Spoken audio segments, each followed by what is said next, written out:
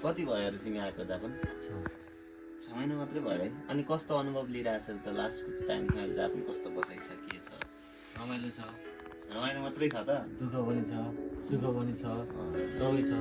ल ठिक छ, म तिमीलाई अहिले चाहिँ हामी यसरी अचानक भेट भयो, म पनि जापानमै बसेर हुनलाई। अब यो 6 महिनाको अवधिमा तिमी भर्खर एउटा उमेर पनि धेरै भएको छैन होला, अनि यति सानो उमेरमा परिवारको जिम्मेवारी होलान्, धेरै कुराहरू होलान्, देशको अवस्था यस्तो छ होइन। अब यहाँ आए पछाडि चाहिँ तिमीलाई चाहिँ म होइन आएर चाहिँ ठिक गरेँ अब गर्छु भन्ने लाग्छ कि होइन ढेकामा आएछु देशमै ठिक छ जस्तो लाग्यो कि, अथवा यहाँको परिवेश, जापानको स्ट्याटस, यहाँको पैसाको अवस्था, सबै काम, सबै कुराहरू छ होइन, म नेपालै ठिक छ जस्तो लाग्यो कि जापान आएर एकदम गुड गरेछु जस्तो लाग्यो? कस्तो चल्दैछ? आफ्नो देश भनेर आफ्नो देश हो है, जे भयो नि छ। नेपालभन्दा धेरै राम्रो छ यता। त्यही त भन न, के छ अनुभव? जस्तो अहिले तिमीले चाहिँ मलाई यहाँ आएर खुसी छ, दुःख पनि छ, पीडा पनि छ, रमाइलो छ भनिरहेको छ नि। जस्तो रमाइलो के कुरामा चाहिँ रमाइलो गर्यो तिमीलाई? दुःख चाहिँ के कुराले दुःख गर्यो? यस्तो हो, बाहिर ब्याकग्राउन्ड, जापानको ब्याकग्राउन्डले जस्तै कतै सिटीहरू राम्रो छ, कतै अरू अन्य कुराहरू राम्रो छ, सरसफाइ धेरै छ होइन। अब दुःख भनेको त्यही अब स्टुडेन्ट लाइफ दुःख हो। त्यो पछि चाहिँ अब स्टुडेन्ट लाइफमा नियमको मिहिनेत गऱ्यो भने, नियमको भनेको चाहिँ के?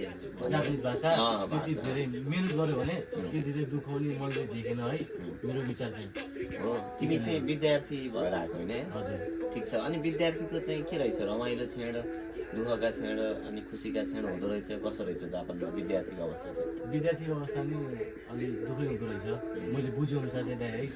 कस्तो भन्दाखेरि अब घरि खर्चमा पनि थोरै जसो जे भयो नि फ्यामिलीले हल्का महिनाको 20,000 पठाउनु पायो भने धेरै फ्यामिली नै खुसी हुँदो रहेछ कि। अनि जस्तै हाम्रो पर्सनल खर्च अलग भयो, अनि हाम्रो कोठा भाडा अलग भयो, यताउता अन्य करहरू हाम्रो तिर्नु पर्दो रहेछ, हल्का दुःख छ, गाह्रै छ है। अनि रमाइलो चाहिँ के कुराले रमाइलो लाग्यो? यस्तो दाइ कतै घुम्न गयो, साथीभाइसँग भेटभाट हुन्छ है, त्यो पलहरू चाहिँ रमाइलो लाग्छ मलाई। अनि दुःख पनि छ? दुःख पनि छ दाइ। काम चाहिँ के गरिरहेको छ? मैले अहिले चाहिँ ट्रेनमा हावा गर्ने काम गरिरहेको छु अरे के, अहिलेलाई चाहिँ पास्ता गरेर हो।